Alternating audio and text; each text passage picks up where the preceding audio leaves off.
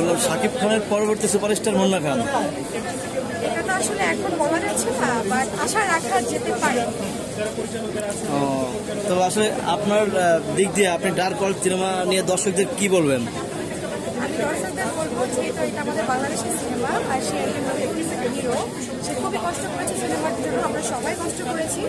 তো আপনারা সবাই এই ছবিটা দেখবেন, এটা সবার আর কি অনুরোধ, সবাই দেখবেন।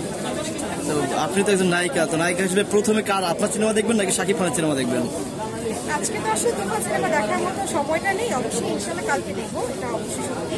আর আজকে ডার্ক ওয়ার্ল্ডটাই দেখবো। তোমার ছবির পরে আপনি কি ছবি দেখবেন? আর কোন ছবি দেখার প্ল্যানিং আছে? সামনে একটা বুবলিরও ছবি আছে, এটা দেখার পর আগে আমাদের অবশ্যই সবগুলো দেখবো, বাট আমার টাইম হচ্ছে আমি আগে আমাদের ডার্ক ওয়ার্ল্ড মুভিটা দেখে শেষ করি, তারপর আজকে এটা দেখবো, তারপর সবগুলো একটা একটা করে দেখবো। অডিয়েন্সের কাছে আমাদের একটা অনুরোধ যে ডার্ক ওয়ার্ল্ড মুভিটা সবাই দেখবেন, আমরাও দেখতে আসছি, আপনারাও দেখবেন। মুন্না ভাইকে শ্রদ্ধা, মানে হিরো সুযোগটা দেখবেন আর সবাই সাপোর্ট করবেন। নতুন হিসাবে উনি যতটুকু করছে অনেক করছে, আর দর্শকের সাপোর্ট কিন্তু না পেলে কিন্তু কেউ কখনো হিরো হতে পারে না। এটা আমাদের প্রিয়া অনন্যা ম্যাডাম, উনিও কিন্তু যথেষ্ট পরিমাণ আমাদের গানে কষ্ট করছে। হ্যাঁ, তো সবাই আমরাও দেখতে আসছি, সবাই দেখতে আসছি, এটা সবার কাছে অনুরোধ এবং আবেদন। Thank you.